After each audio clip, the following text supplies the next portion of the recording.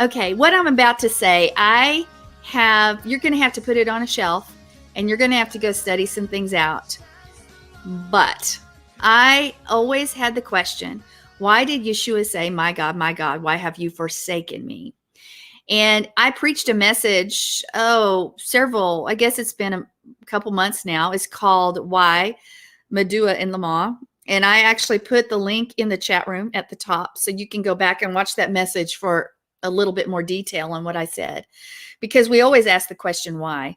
And that's a big why. You know, my God, my Eli Eli Lama Sabachthani is a big why, sort of. But I always thought about this. I was like, wow. In Matthew 27:46, where it says that, what did that mean? What was he actually saying? And when you study the word Lama, there are two Y's, actually, Medua and Lama. Medua is, what are the mechanics that brought me here? Lama is, for what purpose did this occur? And we see that very word Lama in that statement, Eli Eli Lama Sabachthani. And so we understand that that word, when you study it out, does mean for what purpose did this happen?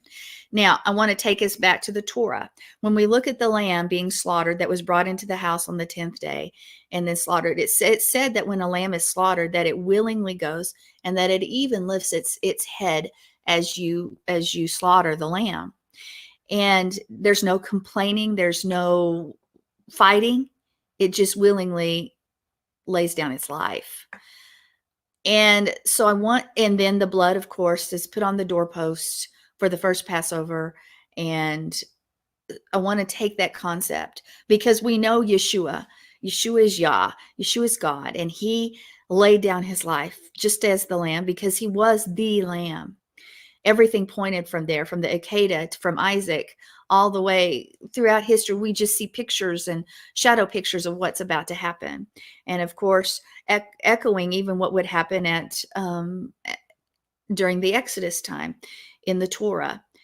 But I want us to take that, I want to take that statement and I want us to tear it apart a little bit, because when I was studying and I found out some information, it to me, it cleared up the picture completely.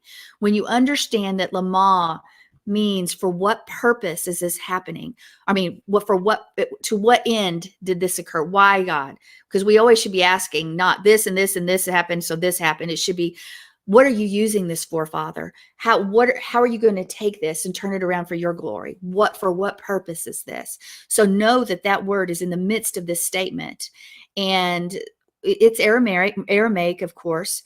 And also, I want us to, Eli, some say that is El, or you see in Mark that it's translated Eloi, Eloi.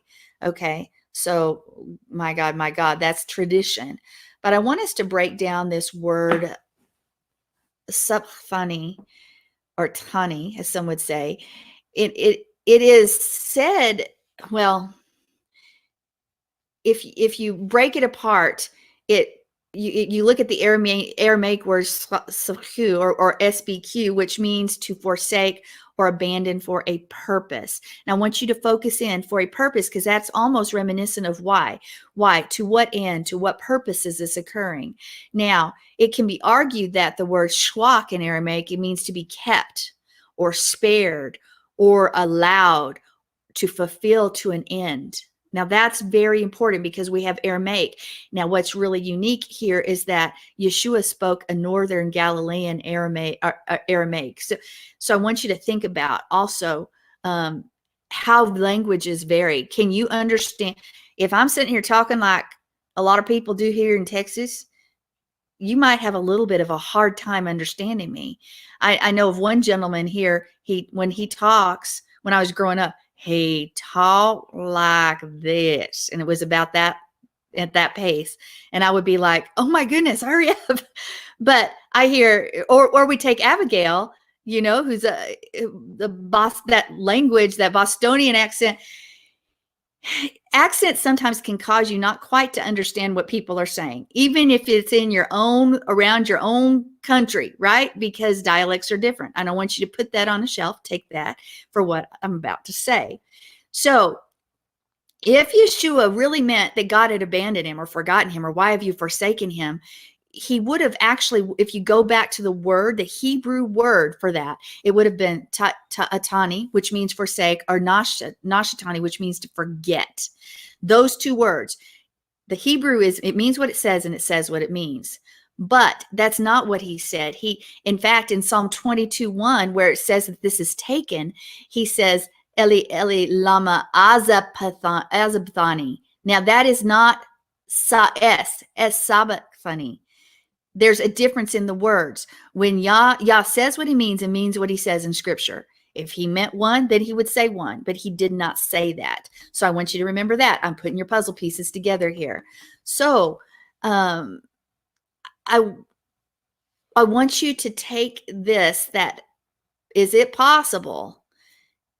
Is it possible when you think of to what purpose, to what end, this has happened for such a time? These are sort of the words that we're already looking at what their meaning is. We traditionally say, my God, why have you forsaken me? But when we break it down, maybe he wasn't quoted correctly. Maybe not, because there were witnesses to the crucifixion from Judea, and they spoke the southern dialect of Aramaic because they're from Judea. And they would have written down and assumed something, especially something they've heard. But some thought he was calling for Elijah. Was he? Because this is all about the Passover lamb, the Yeshua, the lamb of God. What's he doing? Is he crying out saying, God, I don't know what's happening to me. Why is this happening to me? Why have you left me? Because he is God. Why would he say that? It's always bothered me.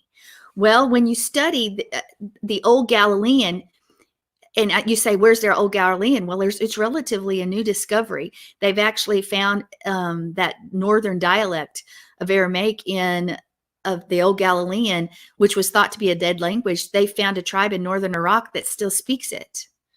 They still speak this language, and it's sort of opening up this possibility of what it actually was said. What was actually said.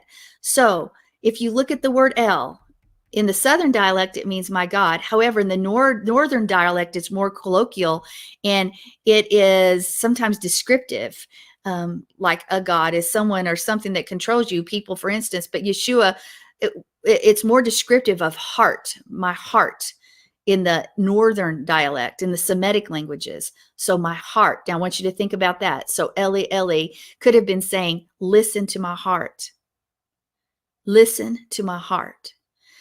Now, the word from Lama, I've already told you, means for what purpose, why. I mean, for what purpose is this happening? For what purpose, Lama? Not why have I forsaken you, because Yeshua knows what's happening, right? He knows what's happening. And in the old Galilean, the Lama Sakfani means this is why I have been kept, or this is my destiny. In fact, if you go say that word, that phrase right now into that tribe, they actually say this is my destiny. That's how they say those words, is Lama Sakfani. So that's very interesting. They still use that very phrase. And it doesn't mean, why have you forsaken me? It means this is my destiny. So this is why I've been kept. This is my destiny. So is it possible, when you break it down, that when Yeshua was on the cross, the tradition of my God, why have you forsaken me? When you truly understand the meaning of why, Lama or Medua, the difference between the two, could it be that he said, listen, this is my heart. This is my destiny. Think about who was around him. It was his people. They're crying, they're pouring out their heart. Yeshua's first concern was always the people. He was like, he's the lamb. He was like, I care for you. He wanted to heal, deliver, set them free. And so his thought, I can't believe Yeshua would be like, on me, me, me. It would have been, hey guys, I want to comfort you. This is my heart. This is supposed to happen. So maybe instead of my God, why have you forsaken me? When you break this all down, I'm going to make it a little bigger. He's like saying, listen to my heart, guys. You're there crying. You're pouring your heart. You see what's happened to me. So listen to my heart. This is why I came to the earth in the first place. This is my purpose, to die for you. This is my destiny. So having that picture, to me, when I was studying this out, it was like, Now that's my Yah. Looking out to the people who are there before him, his mother, John, they're there crying and their hearts are being broken because the Yeshua's dying, and he comforts them. This is why I'm here. This is my destiny, because he laid down his life willingly, just like we see the lamb, the very first Passover in Exodus, that willingly laid down his life without complaint or question. That's our Yeshua. And so there's a lot more I have on this. My whole message, like I said, is on the link at the top of the chat, and you can go there and look at it. But I want you to put that on a shelf and think about it. It completely changes everything, but to me, it makes a lot of sense. Break it down. Could there have been a mistranslation, misunderstanding with the people that were there at the very moment? Yeah. Does God mean what he says when he says a different word than what we traditionally think it should say, that it says in the Tanakh? So if it's different, it's different. And there's a reason for that. So nonetheless, put it on a shelf, go study it out, and maybe think about it this Pesach when you are considering what Yeshua has done. This is my purpose. This is my destiny. This is why. There's an end there, because I've come to lay down my life for you. So that is what I'm bringing for you today. And like I said, it could be completely offensive to some, and that's okay. It doesn't hurt to have a differing opinion. Just put it on a shelf or run with it, or don't ever run with something. Always study something out. Don't ever run with what anybody says. Study it out. Look it up. Study out the Hebrew, study out the Aramaic, study out the other dialects as well, because that's what we're looking at here. So, Mark, I know I told you I was going to freak everybody out today by what I said. So, are you freaked? Well, I think if you're freaked out by it, then you must be brand new to the Messianic lifestyle, because that's true. What's that? I said that's true. There's one thing I've learned in this walk. You need to be ready to change your ideas, because as Yah brings revelation, if you're static and you refuse to move, then you get stuck in your old tradition. And that's what we've always said we're getting away from. So if he opens up something new and has new revelation, and it registers with his word and bears witness, then, sometimes we need to put aside our old tradition, our old way of thought, and completely change our paradigm. So I think we all learn that on a daily basis with the different walks and people that we're with. I mean, I had said last week, in January, if somebody had told us that the entire planet would be quarantined for a month or two, would you have believed them, or No. would you have laughed it off? And because there's just so many things that we hear about and they never happen, or we don't hear about and they do happen, and it's like, why didn't somebody figure that out? So the world today is just so much different, and that's exactly what you're talking about there. Is that I think, like with you and I that have been walking this Messianic walk, for so long, we now really don't get surprised by a whole lot of things as much as take things and listen to them, take them and think about them, study them out if it's something that's interesting. There's a lot of things I hear that it's not making a difference in my walk. It's not making a difference in my thought pattern. It doesn't make any difference if I go study it out or not. So I have to, there's different things that interest different ones of us.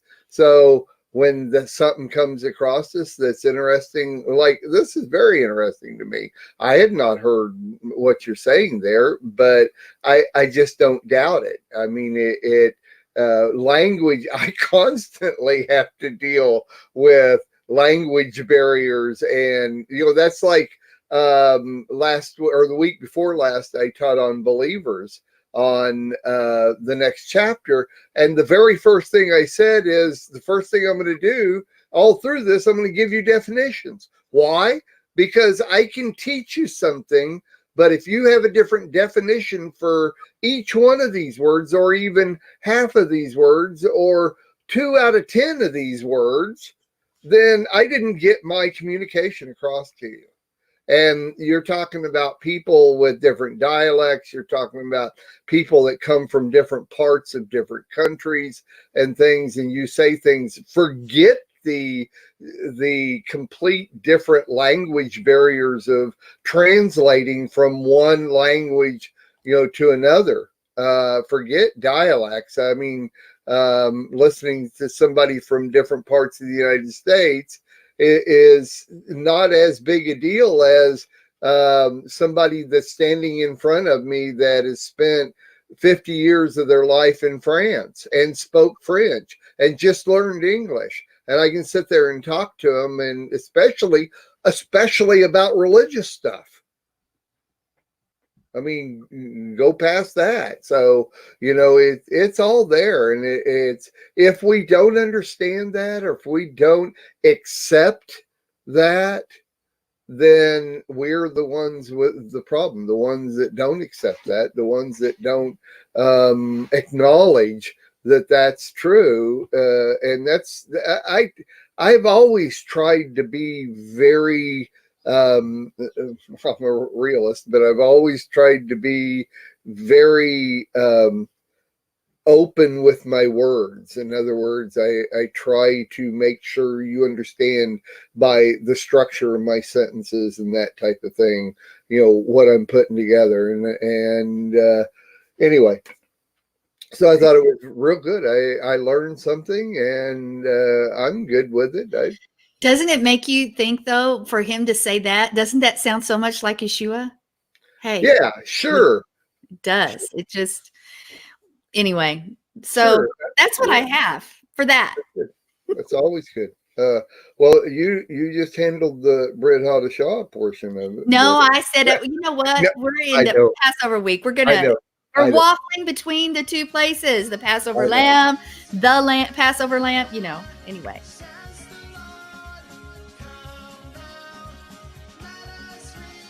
We are richly blessed to bring you what we believe is the fullest, most diverse, yet up-to-date progressive teachings, discussion, and prayer programming you can find anywhere on this planet. Be sure to take the tour of the MessianicLambRadio.com website. I'm Susan Hoogie, thanking you for joining us on the Messianic Lamb Video Network.